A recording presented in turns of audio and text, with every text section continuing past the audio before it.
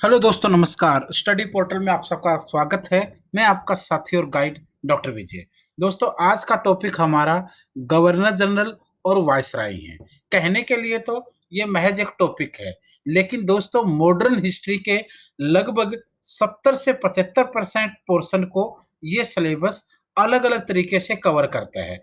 क्योंकि गवर्नर का जो रोल है वो भारतीय इतिहास में बक्सर के युद्ध के बाद शुरू होता है, और बक्सर के युद्ध के बाद 1765 से लेकर के और 1947 ईस्वी तक गवर्नर, गवर्नर जनरल, वायसराय अलग-अलग नामों से भारत के अंदर ये पद अपने नाम बदलता रहा, लेकिन ये पद विराजमान रहा। और इस 190 साल के इतिहास में आप लोगों को जगह-जगह पर ये नाम दिखेंगे। इनसे जुड़ी हुई घटनाएँ, योगदान, उपलब्धियाँ, एक्शंस और रिएक्शंस भारत के, वो सब आपको दिखेंगे। तो ये पूरे का पूरा टॉपिक अगर आप अच्छे से करते हैं, तो आपका जो मॉडर्न हिस्ट्री है, उसका एक बड़ा हिस्सा ऑटोमैटिकली कवर हो जाएगा या फिर साथ में रिवीजन भी हो जाएगा। आइए शुरू करते हैं। शुरू करने से पहले आपको ये बहुत सारे बच्चों को ये नहीं पता रहता है कि गवर्नर कौन थे, गवर्नर जनरल कौन था, वायसराय कैसे हुआ, आज़ाद भारत के गवर्नर जनरल कैसे रहे।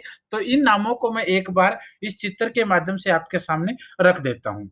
क्योंकि 1700 सबसे पहले आपको दिख रहा है ये वाला पायदान 1765 से 1774, नीचे बंगाल है। सबसे ऊपर लिखेंगे आप यहाँ पर राज्यपाल यानी गवर्नर। 1765 से 1774 ईस्वी तक गवर्नर रहा, और गवर्नर भी कहाँ का रहा? सिर्फ बंगाल का रहा।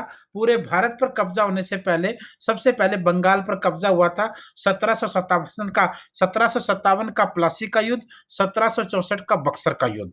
तो उसके बाद रॉबर्ट क्लाइव को बंगाल का गवर्नर बनाया गया। जो ये पहला सेक्शन है 1765 से 1774 तक, ये जो समय है ये सिर्फ गवर्नर्स का रहा है। गवर्नर्स का रहा, पहले रॉबर्ट क्लाइव, फिर हेस्टिंग्स, इस तरीके से आपको दिखेगा। उसके बाद आपको दिख रहा है ये सेकंड वाला पायदान 1774 ईस्वी से लेकर के और 1829 ईस्वी तक का समय, ये एक दूसरा स्टेप है। यहाँ पर क्या हुआ, यहाँ गवर्नर था, यहाँ पर गवर्नर की जगह गवर्नर जनरल हो गया। गवर्नर की जगह गवर्नर जनरल हो गया, नीचे बंगाल ही रहा। जो पहले बंगाल का गवर्नर होता था, उसकी जगह बंगाल का गवर्नर जनरल बनने लगा। ये सिलसिला 1829 तक चला, जब विलियम बेंटिक यहाँ पर था। उसके बाद 1829 से लेकिन है और 1857 ईस्वी तक ये तीसरा पायदान है। यहाँ पहले पायदान पर बंगाल था, दूसरे पर भी बंगाल था। यहाँ बंगाल की बजाय पूरा भारत हो गया, और गवर्नर जनरल ही रहा। गवर्नर जनरल का पद गवर्नर जनरल ही रहा, लेकिन इसका दायरा बढ़ गया। जो गवर्नर जनरल सिर्फ बंगाल का होता था, उसको पूरे भारत का गवर्नर जनरल बना दिया गया। ये 1857 की क्रांति तक चला। 1857 की क्रांति के बाद भारत डायरेक्ट ब्रिटेन के अंडर में आ गया, महारानी विक्टोरिया के अंडर में आ गया, ब्रिटिश ईस्ट इंडिया कंपनी चली गई। तो जो गवर्नर जनरल था, उसके प्रति लोगों में बहुत ज्यादा रोष था क्रांति के बाद। तो गवर्नर जनरल के पद के नाम को बदल करके यहाँ पर नाम रखा गया वायसराय। गवर्नर जनरल की जगह वायसराय रह गया। भारत का सेम भारत ही रहा, ये देख लेना है। अब 1947 में भारत आजाद हुआ। आजादी के बाद जब आजाद हुआ तो माउंटबेटन भारत में वायसराय था अंग्रेजों का। जब आजाद हुआ तो भारत में नई सरकार बनी, प्रधानमंत्री जवाहरलाल नेहरू जी के अंडर में। नेहरू जी ने वायसराय माउंटबेटन को कहा कि आपने भारत पर शासन किया है, हम नए नवेले शासन में आए हैं, आप हमें शासन के कुछ गुर सिखा दीजिए और आप हमारा मार्गदर्शन कीजिए। माउंटबेटन रुकने को तैयार हुआ, लेकिन वायसराय से लोगों को बड़ी नफरत थी। भारत ने आजादी वायसराय और इंग्लैंड से ली थी, वापस वायसराय को कैसे रख सकते थे? तो इस वायसराय को खत्म करना था, लेकिन माउंटबेटन को कांग्रेस सरकार ने रखना था। तो वायसराय की जगह यहाँ पर फिर शब्द लगाया गया दोबारा गवर्नर जनरल। फिर पद को बदला गया, गवर्नर जनरल बनाया गया, लेकिन अब की बार जो गवर्नर बना वो आजाद भारत का बना। आजाद भारत का पहला गवर्नर जनरल वही था जो गुलाम भारत का आखिरी वायसराय था, माउंटबेटन। फिर माउंटबेटन को 48 में वापस जाना था और भारत के अंदर ऐसा कोई पद नहीं था जो गवर्नर जनरल को रिप्लेस कर दे। तो फिर सी राजगोपालाचारी, चक्रवर्ती सी राजगोपालाचारी को स्वतंत्र भारत का पहला भारतीय गवर्नर जनरल, यहां पर गवर्नर जनरल तो रहेगा लेकिन साथ में शब्द क्या जुड़ जाएगा, भारतीय जुड़ जाएगा। और 1950 में डॉक्टर राजेंद्र प्रसाद को भारत का राष्ट्रपति बना दिया और इस पद को भारत के अंदर समाप्त कर दिया गया। तो पहले ये गवर्नर रहा बंगाल का, फिर बंगाल का गवर्नर जनरल, फिर पूरे भारत का गवर्नर जनरल, फिर वायसराय, फिर गवर्नर जनरल आजाद भारत और फिर भारतीय। इस पायदान से होकर ये चलेगा। इसको थोड़ा सा अच्छे से समझना है आप लोगों को।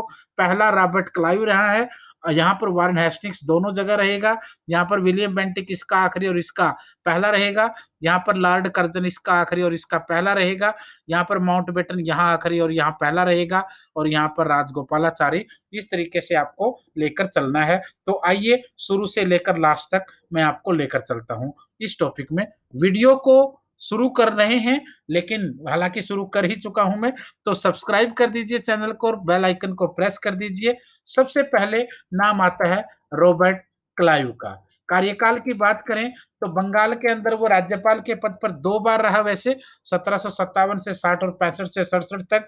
तो इसमें पहला कार्यकाल उसका बंगाल के राज्यपाल के रूप में 57 से 60 तक, और दूसरा कार्यकाल 1765 से 67 तक। यहां पर आप लोगों को प्लासी का युद्ध, बक्सर का युद्ध, इलाहाबाद की संधि, इलाहाबाद की संधि, ये सारे के सारे काम आपको, वांडीवास का युद्ध, ये सारे के सारे काम आपको रॉबर्ट क्लाइव के समय भारत को देखने को मिलेंगे। प्लासी 1757, बक्सर 1764, इलाहाबाद की संधि 1765, वांडीवास 1759, ये सारे काम आपको यहाँ पर दिखेंगे। और Robert Clive, Mir Jafar Robert Clive का गधा माना जाता था। ये क्वेश्चन बहुत बार पूछा जा चुका है कि मीर जाफर को किसका गधा कहा गया, रॉबर्ट क्लाइव का। आगे शुरू करते हैं। दूसरा नाम आता है वारेन हेस्टिंग्स का, लॉर्ड वारेन हेस्टिंग्स, जिसका कार्यकाल 1772 से 85 तक रहा, 1772 से 85। 1772 से 74 तक यह बंगाल के गवर्नर के रूप में, फिर बंगाल के गवर्नर जनरल के रूप में रहा। काम बताता हूं इसके। बंगाल का प्रथम गवर्नर जनरल, बंगाल का प्रथम गवर्नर जनरल रहा। रेगुलेटिंग एक्ट 1773 प्रस्तुत किया, जिसके कारण बंगाल की दोहरी सरकार का अंत हुआ। वारेन हेस्टिंग्स पर कुप्रबंधन और व्यक्तिगत भ्रष्टाचार का महाभियोग चला और बाद में उसको बरी कर दिया गया। अगर ये क्वेश्चन पूछा जाए कि भारत में अंग्रेजों का कौन सा गवर्नर जनरल था जिस पर भ्रष्टाचार के आरोप लगे, तो वारेन हेस्टिंग्स था। इंग्लैंड जब वापस लौटा तो इस पर मुकदमा चलाया गया, 7 साल तक यह मुकदमा चला और बाद में इसको बरी कर दिया गया। इसके ऊपर यह आरोप था कि इसने अवध की बेगमों से रिश्वत ली थी और यह बहुत बड़ा भ्रष्टाचारी वास्तव में माना गया। लेकिन इंग्लैंड की सरकार, इंग्लैंड के कोर्ट इसको सजा नहीं देना चाहते थे, क्योंकि उससे भारत में इनकी बदनामी, इनके पदों की बदनामी होती। उसके बाद आता है लॉर्ड कॉर्नवालिस। लॉर्ड कॉर्नवालिस का कार्यकाल 1786 से 1793 ईस्वी तक का रहा। बंगाल में स्थायी बंदोबस्त, जमींदारी प्रथा यानी स्थायी बंदोबस्त की शुरुआत की। स्थायी बंदोबस्त का पिता या जनक इनको माना जाता है।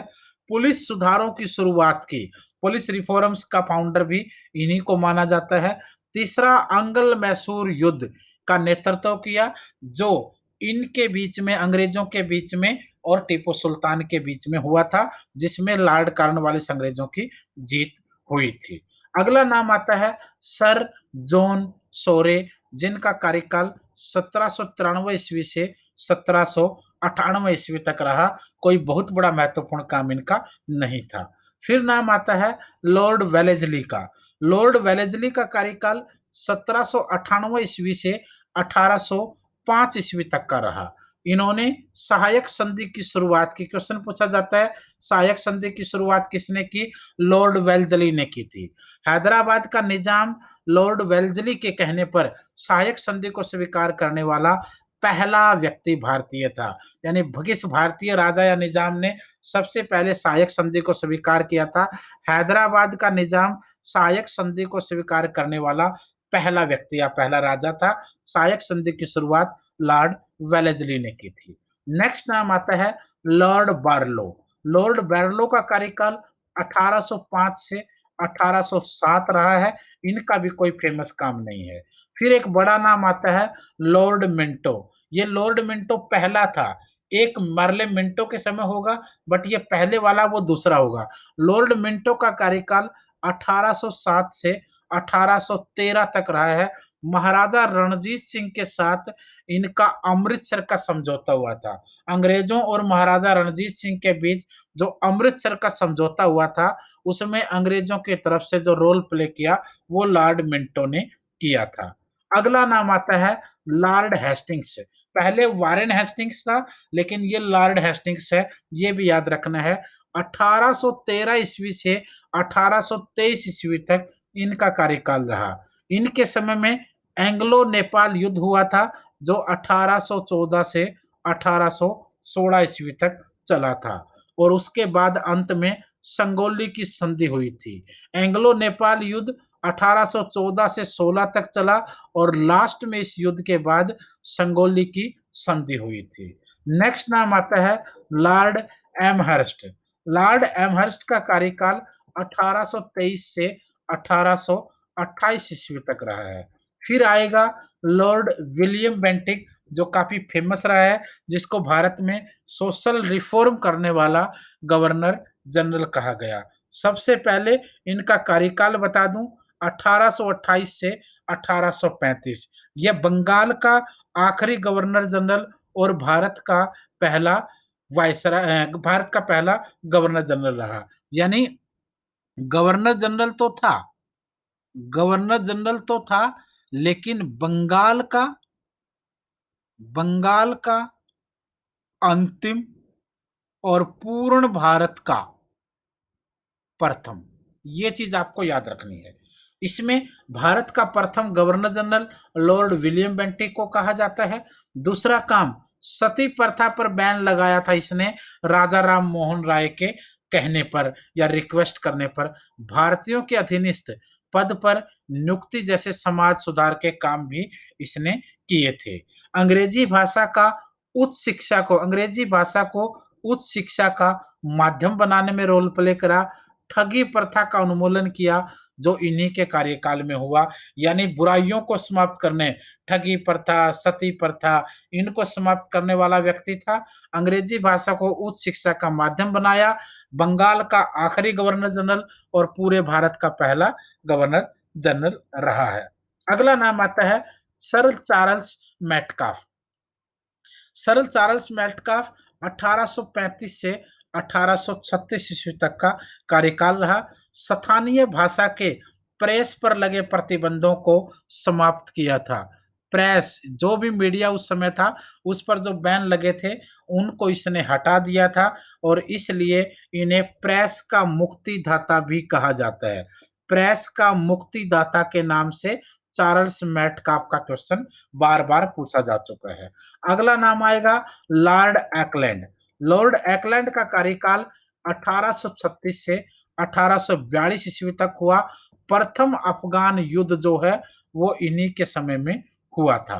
फिर आएगा लॉर्ड एलनबरो। लॉर्ड एलनबरो का कार्यकाल 1842 से 44 ईस्वी तक रहा, और उसके बाद Lord Hardinge, Lord Hardinge first 1844 से 1848 तक, इनके भी बहुत जरूरी काम कुछ खास नहीं रहे हैं। अब आएगा एक ऐसा नाम जो बहुत फेमस रहा, जिसने इतने बड़े बड़े सुधार किए भारत के अंदर। डेवलपमेंट के प्रथम वायसराय गवर्नर जनरल के रूप में जाना गया, बहुत फेमस व्यक्ति था।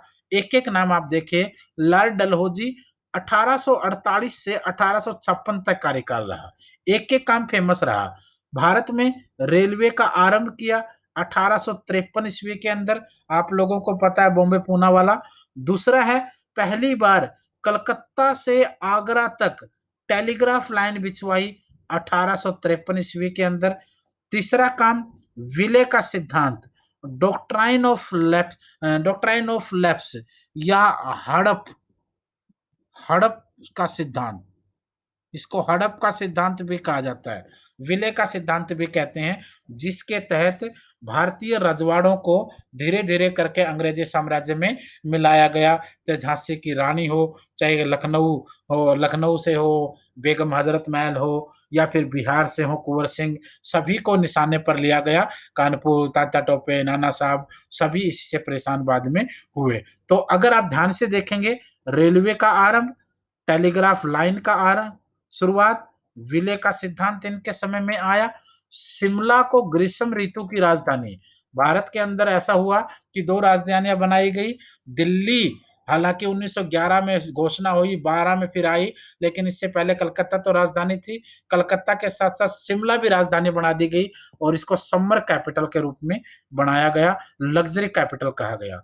पांचवा काम, लोक निर्माण विभाग, पीडब्ल्यूडी, लोक निर्माण विभाग का आरंभ किया इन्होंने।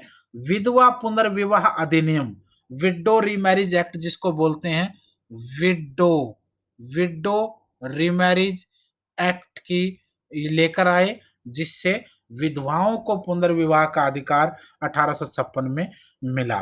सातवां, ये 6-7 काम थे जो काफी फेमस रहे हैं। उसके बाद आएगा लॉर्ड कैनिंग। लॉर्ड कैनिंग की अगर बात करें तो ये 1857 की क्रांति से पहले और बाद में दोनों जगह रोल प्ले हुआ। 1857 की क्रांति जब हुई उस समय यह भारत में गवर्नर जनरल के रूप में था। क्रांति दबा दी गई, गवर्नर जनरल समाप्त हुआ, ये सफल हुए क्रांति दबाने में, तो इन्हें इनाम के रूप में भारत में ही रखा गया और वायसराय भी भारत का पहला इन्हीं को बनाया गया। तो ये चीज देखनी है। 1800, यहां पर मैं इसको कार्यकाल देता हूं, 1856 से 58 ईस्वी तक एक तरफ रहेगा और फिर 1858 से आगे का कार्यकाल रहेगा। अगर 57 की क्रांति की बात करें तो क्रांति से पहले भी यही था, बाद में भी यही रहा। पहले यह गवर्नर जनरल रहा और बाद में इसको वायसराय बनाया गया। दोनों क्वेश्चन आते हैं, याद रखना, भारत का पहला वायसराय और आखिरी गवर्नर जनरल। इनके कार्यकाल में 1857 की क्रांति हुई, जिनको दबाने में ये कामयाब हुआ।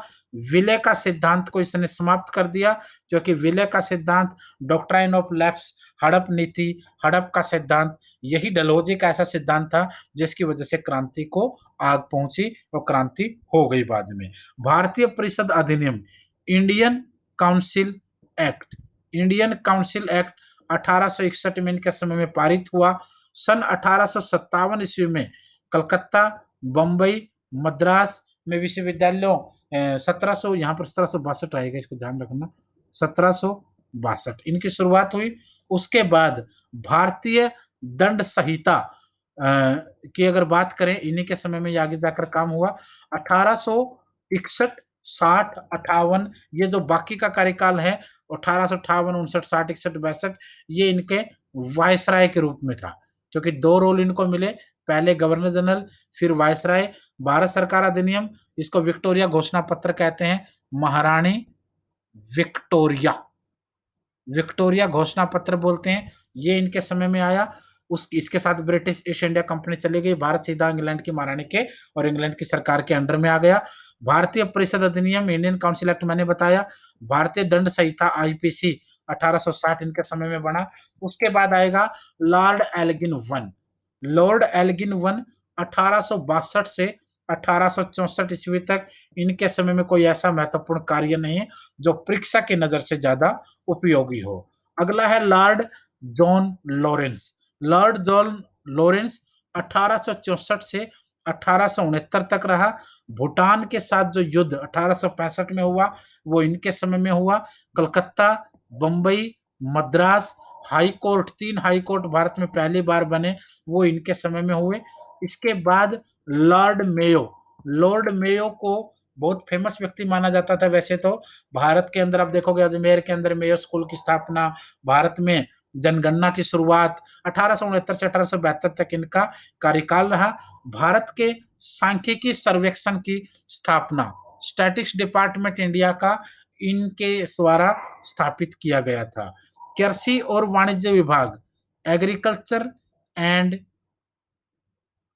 Commerce department, agriculture and commerce विभाग की स्थापना इन्होंने की। 1872 में अंडमान में एक अफगान अपराधी ने इनकी हत्या कर दी थी। ये भी आपको याद रखना है। भारत में भारत में मारा जाने वाला भारत में मारा जाने वाला एकमात्र अंग्रेज वायसराय, अगर गवर्नर जनरल भी मिला लें तो भी ये एक ही था जिसकी भारत में हत्या कर दी गई थी। एक अफगानी पठान ने, जो क्रिमिनल था उस समय, उसने इसकी हत्या कर दी थी। इसके साथ साथ भारत में जनगणना का फाउंडर, जनगणना का जनक इनको कहा जाता है। हालांकि टेम्परेरी जनगणना इनके समय में हुई, परमानेंट आगे जाकर हुई, लेकिन जनगणना का जनक भी इन्हीं को माना जाता है। अगला है आपके लिए लॉर्ड नॉर्थब्रुक। लॉर्ड नॉर्थब्रुक की बात करें तो 1872 से 1876 का इनका कार्यकाल रहा। इनके समय में भी कोई ऐसा क्वेश्चन नहीं था जो एग्जाम की दृष्टि से ज्यादा इंपॉर्टेंट हो। अगला है लॉर्ड लिटन। लॉर्ड लिटन के बारे में कई क्वेश्चन हैं। 1876 से 80 तक कार्यकाल रहा। एक तो इनको उल्टे पात्रों वाला वायसराय कहा जाता है, क्वेश्चन पूछा जा चुका है पहले भी। उल्टे पात्रों वाला वायसराय किसको कहा गया है? लॉर्ड लिटन को कहा गया है। रॉयल टाइटल अधिनियम 1876 इनके कार्यकाल के समय में आया। महारानी विक्टोरिया द्वारा भारत की महारानी के खिताब की धारणा इसके समय में हुई थी। वर्नाकुलर प्रेस एक्ट जो काफी फेमस रहा, कंट्रोवर्शियल रहा, 1878, वो इनके समय में प्रकाश में आया। सशस्त्र अधिनियम, शस्त्र अधिनियम 1878 इनके समय पास हुआ। दूसरा अफगान युद्ध 78 से 80 तक इनके समय में हुआ। पहली बार अकाल आयोग की नियुक्ति, अकाल आयोग की नियुक्ति, ड्रोट पॉलिसी बनाई गई पहली बार 1878 में इनके समय में। अगला नाम आता है लॉर्ड रिपन, बहुत फेमस नाम है लॉर्ड रिपन। 1880 से 84 का कार्यकाल रहा। नंबर एक, फर्स्ट फर्स्ट मैं दोबारा लिख देता हूं, first factory first factory act, Bharat में पहला फैक्ट्री अधिनियम इनके समय में आया। पहली जनगणना जो टेम्परेरी की बजाय स्थाई, पहली स्थाई जनगणना इनके समय में हुई। 1881 यहां पर लिख सकते हैं आप लोग। शिक्षा पर हंटर कमीशन इनके समय में बना, याद रखें हंटर कमीशन की बात हो रही है यहाँ पर। हंटर कमेटी जलियांवाला के लिए बनी थी, तो ये यहाँ पर हंटर कमीशन, शिक्षा, हंटर कमीशन का संबंध किससे रहा? शिक्षा के सत्र के लिए, अच्छा करने के लिए। एल्बर्ट बिल विवाद, एल्बर्ट बिल जो काफी सारा कंट्रोवर्सी हुई इसके ऊपर, ये जूरी, जजों की जूरी को लेकर बना, इसको मैं डिस्कस कर चुका हूं। तो ये एल्बर्ट बिल इनके समय में सामने आया। फिर आता है लॉर्ड डफरिन। लॉर्ड डफरिन का कार्यकाल 1884 से 88 तक रहा। इनके समय में बर्मा युद्ध 1885 से 86 के बीच में हुआ। भारतीय राष्ट्रीय कांग्रेस की स्थापना 28 दिसंबर 1885 को इन्हीं के समय में हुई। ये भी याद रखना है, इन्हीं के कहने पर ए ओ हयूम ने 28 दिसंबर 1885 को कांग्रेस की स्थापना की थी। लॉर्ड लैंसडाउन, लॉर्ड लैंसडाउन 1888 से 1894 का कार्यकाल। 1891 का जो फैक्ट्री अधिनियम बना है, कारखाना एक्ट बना, वो इनके समय में। इंपीरियल प्रांतीय और अधीनस्थ में सिविल सेवा के डिवीजन इनके समय में। 1892 के भारतीय परिषद अधिनियम, इंडियन काउंसिल एक्ट इनके समय में। उसके साथ डुरंड आयोग की नियुक्ति और डुरंड रेखा की परिभाषा, जो पहले भारत और अफगानिस्तान के बीच में बनी थी और वर्तमान में अफगानिस्तान और पाकिस्तान के बाउंड्री बनाती है। उसके बाद आता है लॉर्ड एल्गिन द्वितीय, यानी लॉर्ड एल्गिन सेकंड। कार्यकाल 1894 से 1899 ईस्वी तक। चापेकर द्वारा अंग्रेजों की इसके समय में हत्या की गई थी और 1896-97 का भारत के अंदर पड़ने वाला सबसे उस समय का भयंकर अकाल इनके समय में पड़ा था। अगला नाम आता है लॉर्ड कर्जन का। लॉर्ड कर्जन, जिनके बारे में काफ़ी कंट्रोवर्सीज़ भी रही, काफ़ी अच्छे काम भी किए, लेकिन जाते-जाते एक ऐसा बुरा काम हुआ बंगाल विभाजन, जिसकी वजह से विलेन का रोल प्ले कर गया। 1899 से 1905 ईस्वी तक इनका कार्यकाल रहा। थॉमस रैली आयोग बनाया गया, जिसके आधार पर एजुकेशन रिफॉर्म बाद में काफ़ी हुए। प्राचीन स्मारक संरक्षण अधिनियम, जो अ, हेरिटेज प्रिजर्वेशन एक्ट बना, या जिसके अंदर जितनी भी ऐतिहासिक स्मारकें हैं, उनके लिए जो कानून बना रख-रखाव का, वो इनके समय में। बिहार में पूसा में कृषि अनुसंधान संस्थान, एग्रीकल्चर रिसर्च इंस्टीट्यूशन की स्थापना हुई, और बंगाल का विभाजन इनके द्वारा 1905 में किया गया। नेक्स्ट नाम है लॉर्ड मिंटो सेकंड, या लॉर्ड मिंटो भी कह देते हैं, 1905 से 1910। स्वदेशी और बहिष्कार आंदोलन इनके समय में शुरू हुआ। सूरत अधिवेशन, जिसको सूरत स्प्लिट कहते हैं, और कांग्रेस स्प्लिट यानी कांग्रेस का विभाजन। सूरत अधिवेशन और कांग्रेस का विभाजन, गरम दल और नरम दल में कांग्रेस का बंटवारा 1907 में इनके समय में हुआ। मिंटो सुधार, मिंटो मार्ले सुधार, या इनको आप लोग मार्ले मिंटो सुधार भी कहते हो। मार्ले मिंटो, मिंटो वायसराय था, और मार्ले जो था वो भारत सचिव था।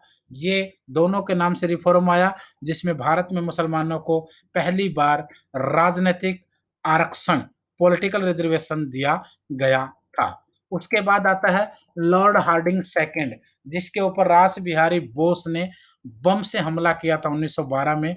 1910 से 1916 का कार्यकाल रहा। बंगाल विभाजन को रद्द इनके समय में किया गया। नंबर 2, दिल्ली राजधानी इनके समय में बने। शाही, यहाँ पर दिल्ली दरबार भी, अगर आप ये कहें, दिल्ली दरबार भी इन्हीं के समय में हुआ। जन गण मन इन्हीं के समय में गाया गया था। उसके साथ गदर पार्टी की स्थापना 1913 में अमेरिका के शहर सैन फ्रांसिस्को में इन्हीं के कार्यकाल के दौरान हुई थी। हिंदू महासभा फाउंडेशन 1915 में इन्हीं के समय में बना था।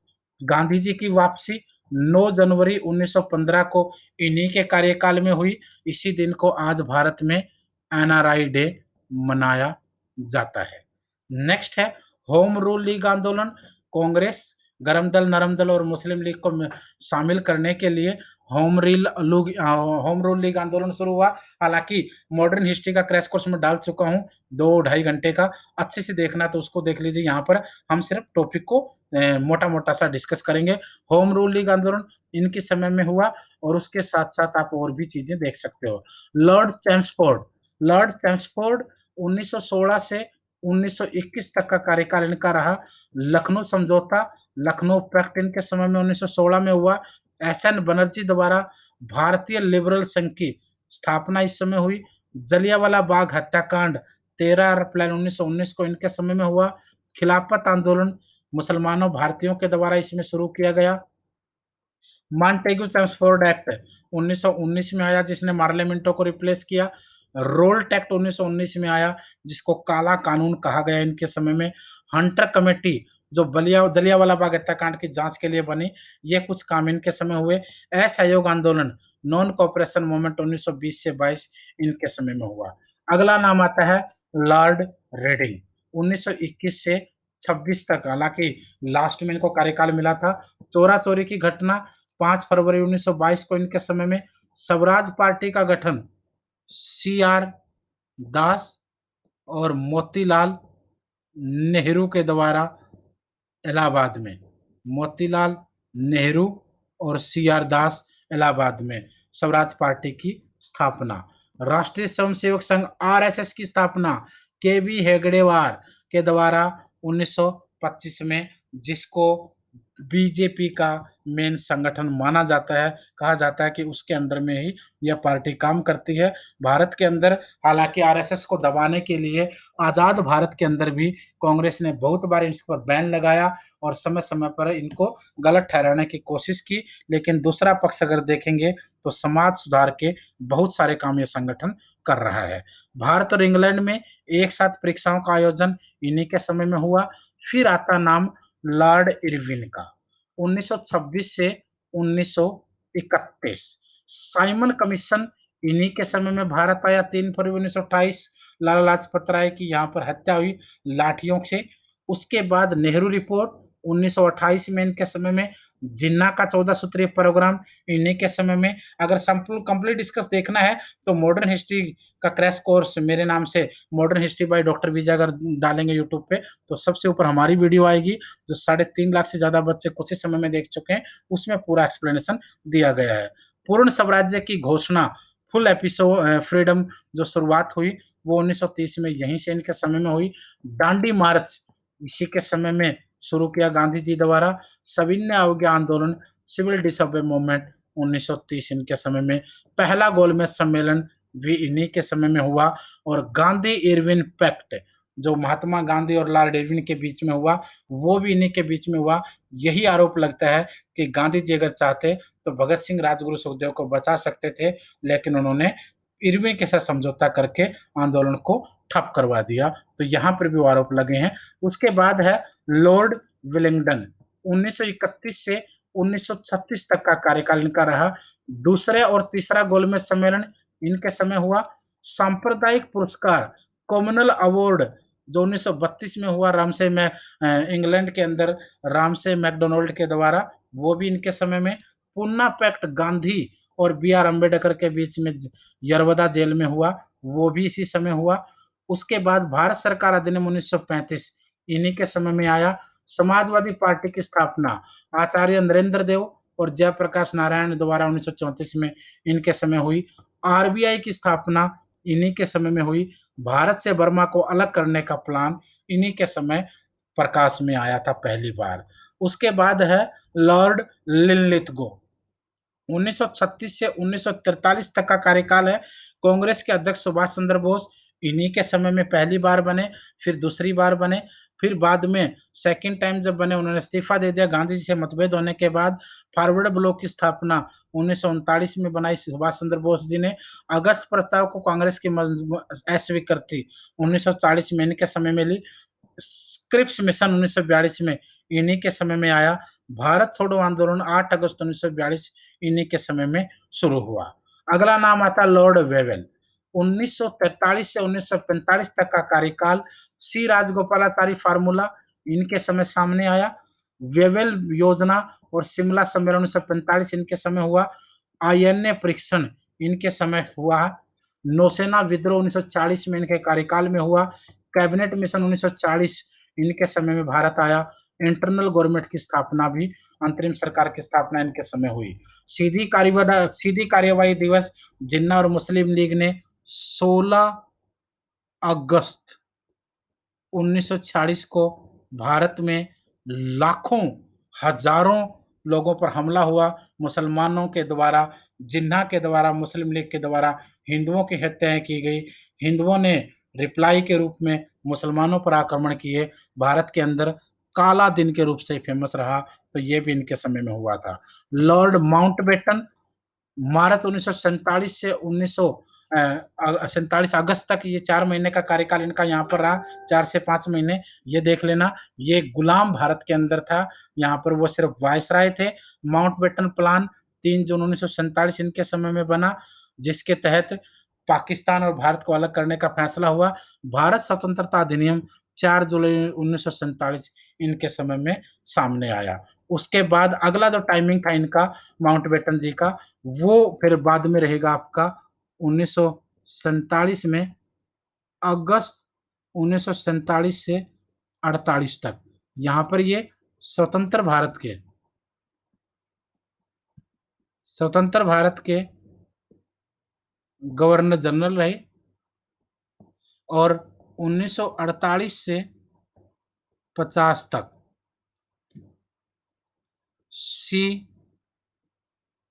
राज गोपालाचारी ये भारत का गवर्नर जनरल रहा, जिनको प्रथम भारतीय गवर्नर जनरल कहा। 50 में डॉक्टर राजेंद्र प्रसाद देश का राष्ट्रपति बन गए और इन पदों को समाप्त कर दिया गया। तो ये पूरी की पूरी वीडियोस थी।